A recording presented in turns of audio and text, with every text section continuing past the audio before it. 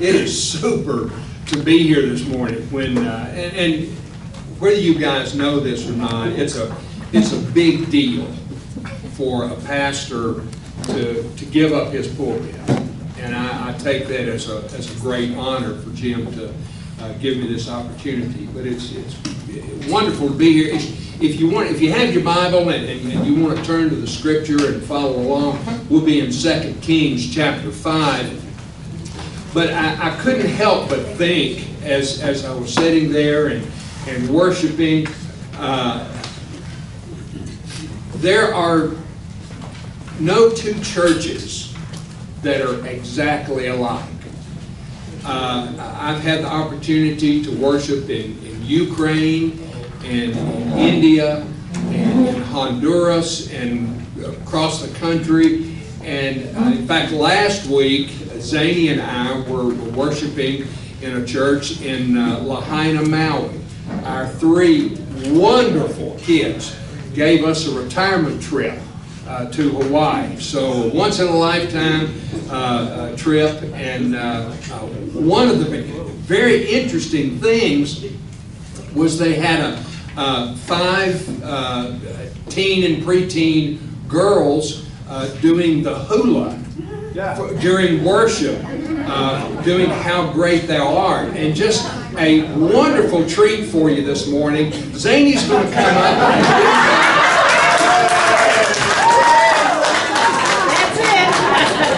yeah, well, maybe not. I'll pay for that. But worshiping Him in spirit and truth. It's not about how you dress, the exact instruments or songs you use. It's about your heart. And it's very obvious that there's a heart issue going on here this morning. Now, I'm going to try to be as practical as I can. I'm not a preacher. I'm more of a teacher. And I want you to leave with something that you can use tomorrow. So as we begin, there's so much about our culture right now. And if you've had the opportunity to travel internationally at all, you know that our culture is quite different from the other cultures. And that's a good thing. That's neither good nor bad. It's just what it is. We're not better. We're not worse. It's just what it is. But one of the things about our culture is it needs to be, whatever we're doing needs to be big, right? If you go to Burger King, what do you get?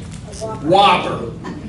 If you go to McDonald's, Big Mac. And if you're really hungry, what do? Supersize it. Yeah. And you don't see we're having a cute little sale. We're having a huge blowout sale.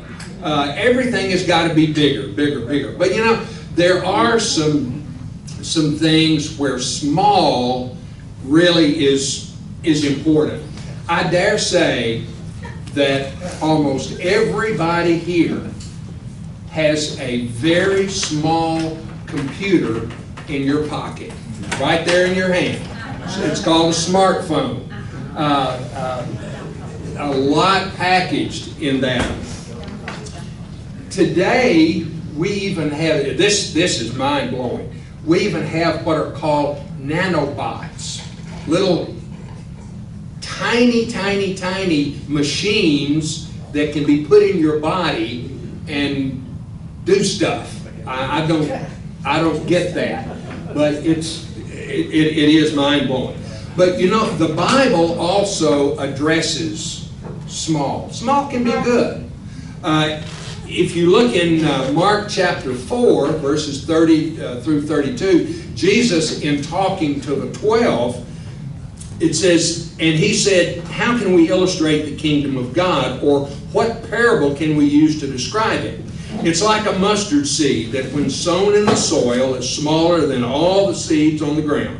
And when sown, it comes up and grows taller than all the vegetables and produces large branches so that the birds of the sky can nest in its shade. So small things can produce great results. And that's what I want to look at today a little bit. We're going to be reading, and it's interesting, I asked Jim last night, have you ever preached on 2 Kings chapter 5, Naaman's healing? And he said, no, I haven't. And I said, well, that's not exactly where I'm going. It is, but it's not. And you'll see as we get into it. But let's read the first 15 verses of 2 Kings chapter 5. Now Naaman, captain of the army of the king of Aram, was a great man with his master and highly respected, because by him the Lord had given victory to Aram. The man was also a valiant warrior, but he was a leper. Now the Arameans had gone out in bands and had taken captive a little girl from the land of Israel, and she waited on Naaman's wife. And she said to her mistress, I wish that my master were with the prophet who's in Samaria, then he would cure him of his leprosy. And Naaman went in and told his master, saying, he's referring to the king, of course, thus and thus spoke the girl who is from the land of Israel. Then the king of Aram said, go now, and I will send a letter to the king of Israel. And he departed and took with him 10 talents of silver and 6,000 shekels of gold and 10 changes of clothes. And he brought the letter to the king of Israel, saying, and now as this letter comes to you, behold, I have sent Naaman my servant to you, that you may cure him of his leprosy. And came about, when the king of Israel read the letter, that he tore his clothes and said, am I God to kill and to make alive, that this man is sending word to me to cure a man of his leprosy? But consider now and see how he is seeking a quarrel against me. And it happened when Elisha, the man of God, heard that the king of Israel had torn his clothes, that he sent word to the king, saying, why have you torn your clothes? Now let him come to me, and he shall know that there is a prophet in Israel. So Naaman came with his horses and his chariots, and stood at the doorway of the house of Elisha. And Elisha sent a messenger to him, saying, go and wash in the Jordan 7 times, and your flesh shall be restored to you, and you shall be clean. But Naaman was furious, and went away and said, behold, I thought, he'll surely come out to me and stand and call on the name of the Lord his God, and wave his hand over the place and cure the leper.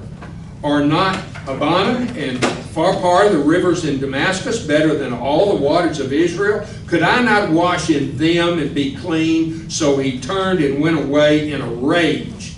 Then his servants came near and spoke to him and said, my father, had the prophet told you to do some great thing, would you not have done it?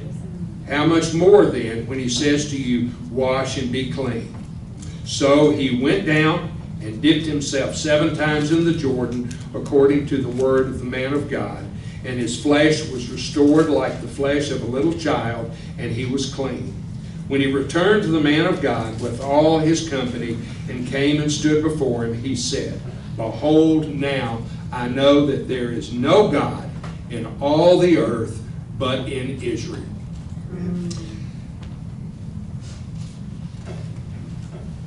Aram was a group of people in Syria during a time when Israel was militarily, they were just not at their peak, because you've got this band, as it says, that and we don't know how often this occurred. There's a lot we don't know about this, but they went across the border and would conduct raids. And you know, if you read Scripture and you see this, there's different things that happen. Sometimes the entire city is just absolutely annihilated. Everything is burned, destroyed, all the people are killed, and sometimes they take the spoils, sometimes they take slaves. And in this case, all we know that happened was this little slave girl. was taken by Naaman, and we don't know what kind of group, how large of a contingent went in there. But we're not told of any kind of retaliation by Israel. All we're told is that they went in and did this. So we assume that, if you don't want to deal with something, you just turn a blind eye to it and ignore it. And we kind of, looks like that's kind of what's going on with Israel right now. And then later we find that a little more about that. But I want us to look at Naaman a little bit. He is one of the main personalities that we're going to look at. First of all, we do know that Naaman was a mighty general. Now, some translations, as the New American Standard says a captain. Well, not a captain in the sense of our army. As a junior officer, this guy was a general. He was somebody super important. He had a chest full of ribbons and hash marks up his sleeve. He was somebody to contend with. He had access to the king, so that put him pretty high up there. We know that he was a powerful man. In verse 1 it says, now Naaman, captain of the army of the king of Aram, was a great man with his master, referring to, of course, the king. And then we also see that Naaman was a well-respected man. It says he's highly respected. But the scripture goes on and tells us why he was highly respected, because by him the Lord had given victory to Aram. Now, if you read that, you might wonder, why would God, the God of the Jews, why would he give victory to a pagan army? Why would he do that? Well, let me tell you why. God is sovereign. God can do what God wants to do. Now, we'll come back to this a little bit later, but we don't know much of the time, I'll put it this way. Sometimes we do, but most of the time, we don't know what God's up to. Amen? We, just like Naaman thought, well, this is the way it ought to be. And then when it's all done, it's something totally different. And then you can say, duh. Why didn't I see that? Well, hindsight is always 20/20. If you remember, we have a little bit of a problem in our reading Scripture, and that is because we know the end. And we know these stories, and we know how they're going to turn out. But if you're living these things, your life right now, what you're going through, whatever it is, and we've all got stuff. We all do. But we don't know how it's going to turn out. Now, we can look back in our past and say, okay, I know why God did that. It was to cause, you know how that goes. But if you think about Joseph, I mean, he was his father's favorite. His dad gave him a fancy coat that just accelerated the jealousy of his brothers. So much that they hated him, they were going to kill him, they wound up selling him.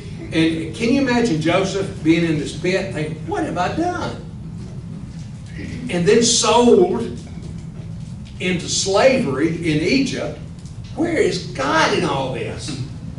And then you work your way up and you get this great job in Potiphar's house, and man, you're kind of running things, and then being lied about and thrown in prison, and just, where is God in all this? But you know the rest of the story, as Paul Harvey used to say, and becomes elevated to the second only to the Pharaoh. But after Jacob died in Genesis chapter 50, in talking to his brothers, who are now scared to death. Now we're going to get our due. And Joseph tells them, you meant evil against me, but God meant it for good in order to bring about this present result. So we don't know what God is doing always. That's why our obedience to how He leads us, what His Word tells us, and what His Holy Spirit, who resides in us, how He directs us, we need to be obedient. We don't have to always understand it. We just need to do it. Now, not only was Naaman an outstanding general, trusted companion of the king, a great warrior, the bottom line is Naaman is on the top of a list of who's who. And he is somebody. Powerful, well-respected, but he was also a marked man. In the last of verse 1, it says, the man was a valiant warrior, but he was a leper. Now, Israel viewed leprosy, because of the Levitical law, a bit differently from the way the rest of the world viewed leprosy. For the Jew, God explained to him things about leprosy and how contagious and what to do and how to deal with it. But these other countries didn't have that. So here's Naaman. He's a general, but he's got leprosy. Now the only problem with that is he's not going to live a long and happy life. He knows from seeing what leprosy has done that eventually fingers are going to fall off. He may lose an arm or a leg. There's going to be pretty gross disfigurement of his face. Life is not going to be good. So there is a problem there. Now, one writer says, and I thought this was real good, in talking about leprosy, he says, leprosy in Scripture is a type or an illustration of sin. One reason is that it was incurable by human means. Only God can cure sin and save the sinner. Naaman had many fine points, but he was a sinner. He tried to cover up his leprosy, but he could not cure it. Many people today whitewash sin. What they need is to be washed white, and only Christ can do that. Now, although Naaman was really a big deal, and in this narrative, he pretty much is the main personality here. But I want us to look at somebody else who, in my mind, is really the main personality. We have one mighty general, and now we move to one small girl. The little slave girl was kind of like, I guess you could almost say, a souvenir. As they do this raid, and you know, this little girl probably helping her mom do chores, playing with her siblings, who knows. This raiding party comes in, whatever they do, one thing we do know, they got this little girl. They took her back. Naaman gave her to his wife as a servant. We don't even know her name. We never know her name. Going back and reading some of those verses in verses 2 and 3, now the Arameans, or Syrians if you will, had gone out in bands and had taken captive a little girl from the land of Israel, and she waited on Naaman's wife. She said to her mistress, I wish that my master were with the prophet who's in Samaria, then he would cure him of his leprosy. Now, we don't know really anything about the little girl directly, but there's a number of things that are implied here. Number one, she had a good testimony. Well, Dwight, how do you know she had a good testimony? Well, if she'd been one that was lazy, she stole from her master, ran her mouth, so forth and so on, you fill in the blank, they would not have listened to this little girl. So she had a good name. with those that she worked with. Here's a question. Do you have a good name with those that you work with your family, with your neighbors? Do I? Do they see that in us? Now, we also know that this little girl had a kind heart. We don't know how old she was. We don't know what her level of teaching had been from her parents, but we know that she did know that there was a prophet. She didn't even call Elisha's name. She just said, there's a prophet who will heal you if you go there. She expressed, I told Jim last night on the plane as I was going through this again, I noticed something I hadn't seen before. Isn't that cool how the Word of God just, you read it time after time after time, and all of a sudden, boom, something new pops out at you. In verse 3, it doesn't say, then he could cure him of leprosy. It says, he would cure him. So this is a little girl of great faith as well. Now, we're able to see some of Jesus' teaching in action right here. Do you remember in Matthew chapter 5 when Jesus said, you've heard that it was said, you shall love your neighbor and hate your enemy, but I say to you, love your enemies and pray for those who persecute you. I mean, now look, you steal me from my family and my homeland and put me into slavery, you're going to be my enemy. Now, and I think you'd agree with that. There's just no other way around it. But she doesn't have that hostile attitude toward Naaman and his family. She wants to help Naaman. That says a lot about her. But there's also an implication that she had an educated mind here. Now, this is something, I don't know how many of us here are parents and grandparents, but this says a whole lot to me about her upbringing, about her raising, as we say in Tennessee. Her parents probably lived out their faith in front of this little girl. And that's why it was real to her. If I were to ask you to raise your hand, and I'm not going to, how many of you believe that when our children go off to college, they get their heads twisted around funny, and they get some really strange ideas, and they have a worldview that is really not what we want them to have? I think probably most of us would raise our hands. That's not true. It's not college. Yes, they hear some weird stuff, we would say that. Things that we would disagree with. I'll be nice about it. It's not in college. It's not in the workforce. It is there, but that's not where it's formed. It's not even in high school.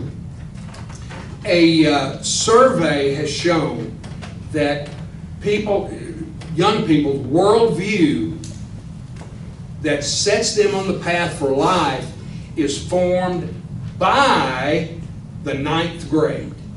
So in other words, what's being taught to children in elementary school and in junior high school is what sets their worldview. That's why, and let me tell you this too, it is not the place of the church to take care of that. It's the place for mom and dad and grandparents. The church is a supplement to what happens at home. How do I know that? Well, Deuteronomy 6, verses 4 through 7 says, Hear, O Israel, the Lord is our God, the Lord is one. You shall love the Lord your God with all your heart, and with all your soul, and with all your might. These words which I'm commanding you today shall be on your heart. Here it is. Watch this. You shall teach them diligently to your sons, and shall talk of them when you sit in your house, and when you walk by the way, and when you lie down, and when you rise up. if that were being written today, it would be, you'll teach them, teach these things to them when you're taking them to school, when you're doing chores around the house, when you're running errands, when you're getting them ready for bed. Anytime when we're with our kids and our grandkids. Zany and I have the wonderful opportunity now that we've moved back to Middle Tennessee, closer to our daughter and one of our sons and our two younger granddaughters. We get to pick them up every Friday after school, take them home. They spend the night with us. Saturday, we have them for a while. We're able to go to soccer games. And then Sunday, that family and our son, who lives relatively close by there, come over for Sunday lunch. So we have the opportunity to invest in them on a regular basis. And I hope you do too. I hope you live near your children and grandchildren and have an opportunity to do that. But that is important. We show them how God wants them to live by the way we live our lives. Far more than what we tell them. Far more than that. Now, so we have one mighty general, one young girl, and very quickly I want us to look at one small act. She acted even though she was small. She was a slave, the lowest of the social status. She wasn't even on the social status. That's how low she was. She was an outsider, a Jew living in Syria. She was young. She had no say in anything. And she was a female in a male-dominated culture. She was nothing. But she acted even though what she could do was small. She did what she could do. Now, one of the things that I think probably touched her heart is Naaman, being who he was and being in the king's inner circle, probably had access to the best medical care that was available then. He was on the best plan that the government had to offer. He got the best of the best. And the family probably saw treatment after treatment after treatment come and go, and Naaman was the same. No benefit to him whatsoever. All this little girl could do was make a suggestion. That's it. That's it. But instead of being discouraged by what she could not do, she did the one thing that she could do. And we all can learn about that. There's a lot we can't do, but there are some things that we can do. I have no idea why I got into this argument with God one morning. But I was going into the office and ran by Walmart for something. This is back 3 or 4 or 5 years ago. And getting a little transparent here, I got irritated. There weren't many cars there. It was early in the morning, and I pulled up, and there is, of all things, there is we call them buggies in the South. There's a cart, a buggy, in a parking spot. Why would somebody be so stinking lazy as to not put their buggy up? So when I pulled up, I began my rant. Why in the world would somebody, good grief, I mean, going at it.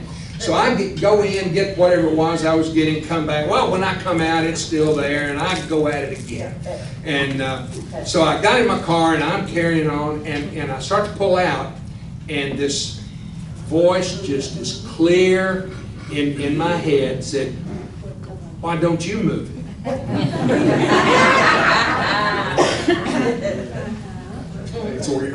God, I didn't put it there. But you don't like it there. So why don't you move it? Well, that's not my place. And he kept on, and finally I said, okay. And I know people in the parking lot thought I was crazy if they saw me. Okay, I'll move. So I drove back around, pulled up, got the cart, put it up. Now, why, I don't know.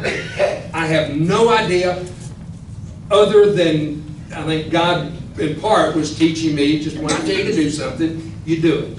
You don't ask me, you just do it. Now, I don't know if somebody heard some of my, I think it was in my head, and maybe I murmured out loud. So maybe somebody saw it, and maybe that was for them. I don't know.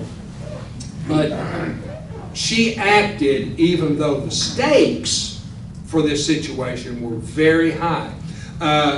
One commentator estimated the value of just the gold and silver to be over $80,000. In today's value, it was probably far more than that. Now, you got to think too that a man of Naaman's importance had an entourage. It tells us that the chariots came to Elisha's door. So he had no doubt, he had a security detail, being who he was. So there may have been 50, 75, 100 people. So that takes a lot to fund that, to bankroll this whole thing. So there's a lot that's invested here. There's a huge risk for this little girl, because if Naaman goes and comes back just like he was, she could have been punished. She could have been killed. That's exactly right. Can you imagine the embarrassment? The expense, and everybody knows what's going on, and you come back, you're the same. What a fool you look like. But if you look at verse 4, there's also some international stakes here. Naaman went in and told his master, saying, "Thus and thus spoke the girl who is from the land of Israel." Then the king of Aram said, "Go now, and I will send a letter to the king of Israel." It's about to become really big. He departed and took with him 10 talents of silver and 6,000 shekels of gold and 10 changes of clothes. He brought the letter to the king of Israel, saying, "And now as this letter comes to you, behold, I've sent Naaman, my servant, to you, one of my main generals, who is control of a whole lot of soldiers, who can be very, very deadly, by the way, that you may cure him of his leprosy." When the king of Israel read the letter, he tore his clothes and said, "Am I God to kill and to make alive, that this man is sending word to me to cure a man of his leprosy? But consider now and see how he is seeking a quarrel against me." In Israel's king's mind, I'm being set up here. I'm giving an impossible task to do. They are just wanting to start a war with me. And that probably did scare the willies out of it. We've looked at one mighty general, one young girl, one small act, and let's kind of land this plane, wrap things up here, with several monumental results.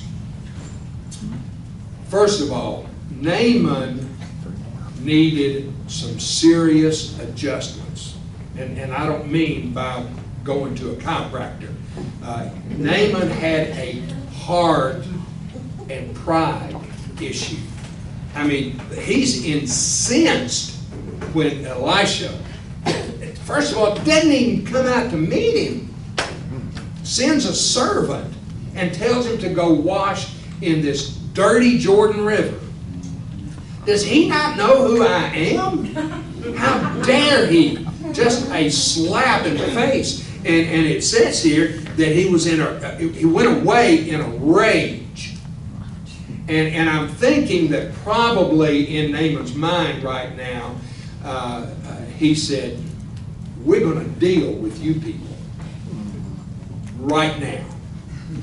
But somebody very wisely calmed him down, gave him some good advice, and said, if it was something hard that you had to do, wouldn't you do it? So why not do this? What have you got to lose? So he did. This is, I think, a big lesson for me.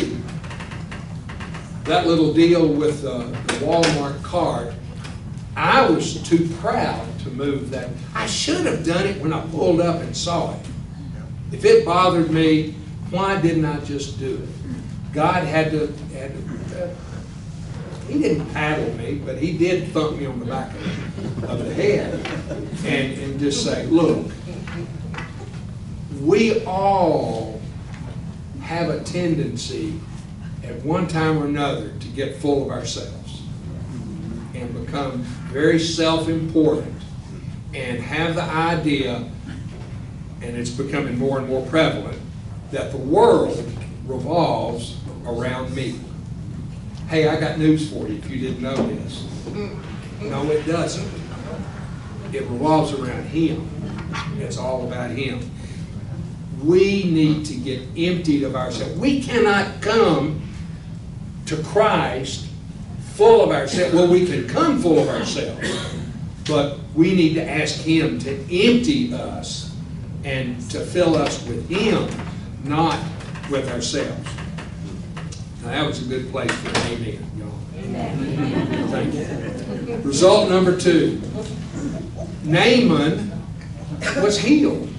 That's a big deal. But he was healed not by the water, not by Elisha, but he was healed by being obedient. And that's what we need to do, is just do what He says. That's so simple, but it's so hard. It is for me. Do you ever argue with God? You know God? Boy, I'm glad I'm with some brothers and sisters. Sure we do. God tells us, and then we say, well, that wasn't really God. And then God comes back and says, oh yeah, it was.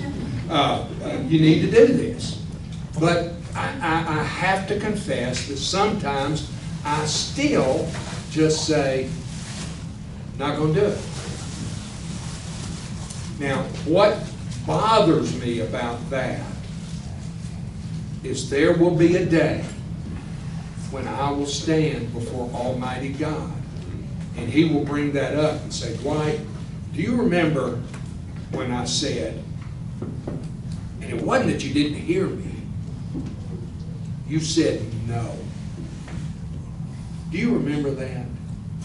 Do you remember why my son died for you, and you tell me no?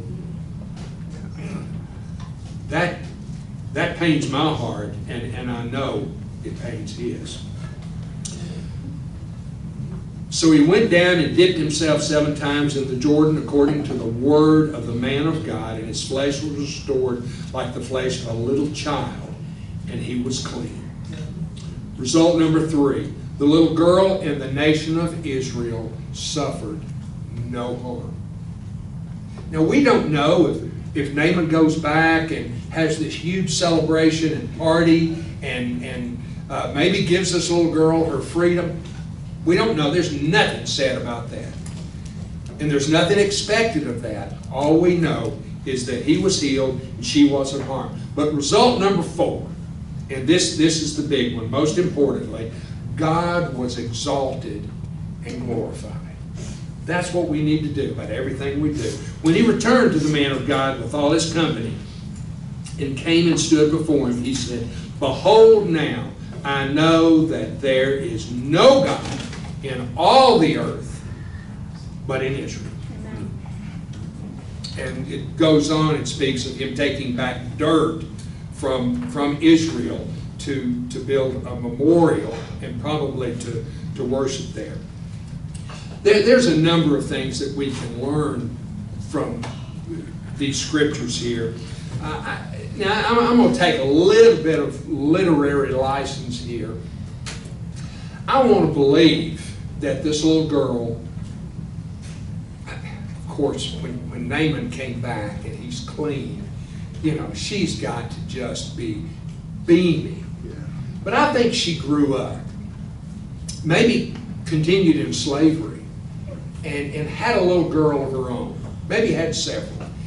And I think one day while they were down by the river washing some clothes or preparing a meal for whether it be Naaman's family still or who, I think she may have begun to tell her this story.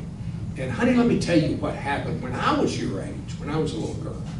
And goes through this and then says, if you want to be one who makes a big difference be credible.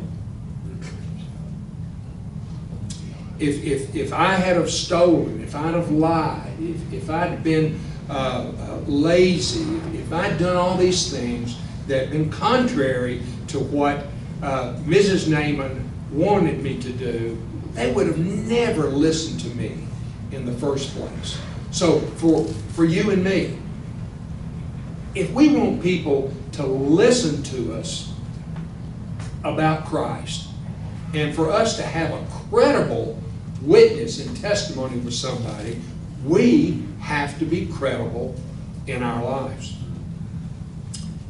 I think she would have gone on and said, if you want to make a big difference, then you need to speak to other people's needs. When there's a known need, do the best you can to meet it. Don't be putting yourself in the middle of everything and everything be about you. If there's somebody that is low on faith, then put yours on display for them. Everybody needs help and everybody needs hope. And if God tells you to go speak to someone, how many of you have had this just out of the blue, somebody's face or name pops into your head and you begin thinking about them and you think, yeah, I ought to call them and check on them.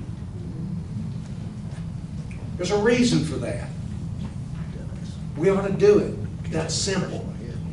I tell our teachers all the time, look, just as you're having your devotion in the morning and you're thinking about some of your class members and you're praying for them, just send them a text and say, hey, hope you have a great day, prayed for you this morning. That goes a long way. Again, many years ago, we had gone to the beach with all of our family and kids, and I had told all of the teachers and the leaders that I was responsible for in church that we were going on vacation, and that's a nice way to say, leave me alone. Don't call, wait. And Monday morning, I got a call from one of my teachers. Looked at the cell phone and I thought, good grief, we've just been gone a couple of days. Come on, Tim, give me a break. So, hey, Tim, how you doing? And he said, hey, Dwight, look, I know you're on vacation. Don't want to bother you, but I just wanted to let you know we missed seeing you yesterday and we prayed for you. And I hope you have a great week. God bless you, brother. See you when you get back. And hung up.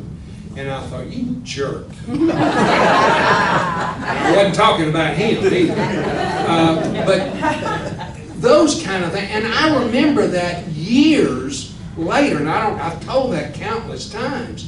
Little things mean a lot. Just do them. So I think she told that to her daughter. But I think she also said, honey, if you want to make a big difference in people's lives, do what you can do. Don't hold back how God leads you. When He tells you to do something, you just do it. Now, let me ask you, let me wrap up here by asking you, what is God asking you to do? What's He directing you? What's He telling you to do? What have you been arguing about God about for maybe a long time? Maybe just recently. Would this be the time that maybe you need to act on that? Bow your heads for a second. Let me pray, and let me ask you some questions. Is maybe serving within the body that God's been dealing with you about, that you know you need to do, but for some reason you've been reluctant to do? Could it be maybe that's what it is? What about maybe there's a coworker that God's been saying, share your testimony with him. Let her know how you became a Christian. Could it be maybe that? Or a neighbor or a family member? Could it be maybe that there's a broken relationship that God has been telling you, you need to go mend this. You need to go work on this. Maybe it's that you just need to go tell somebody, I'm sorry, I'm messed up. This was my fault. I want to make this right. But maybe it's because you've been trying to live your life your way.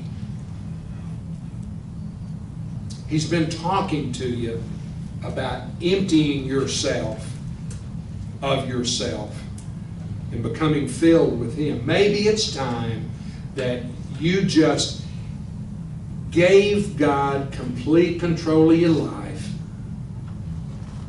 Let Him, not to just ask Jesus to come and be a part of your life among everything else, but to give Him absolute, total, complete control of every aspect of your life.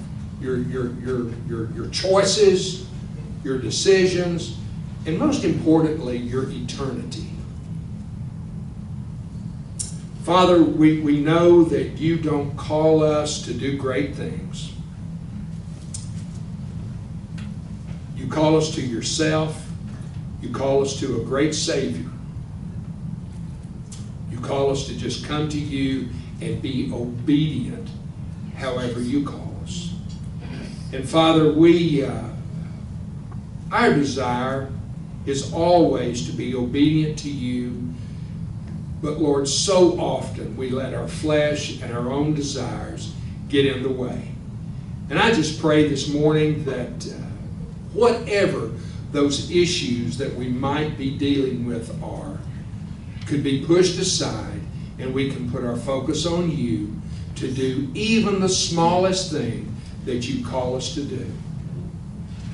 Father, I pray that as we wrap up this service, that if there are decisions this morning that people need to discuss with someone, that they would know that the ministry team will be available and will be happy to talk with them. And we just pray, Father, that you would have your way this morning, tomorrow, the day after, and every moment of every day. And it's in Jesus' name I pray. Amen. Amen. Guys, as we leave, the ministry team will be over here on this side. If you'd like to speak to someone, thank you for your attention. Thank you for your laughing when sometimes it wasn't funny. Thank you for laughing at me.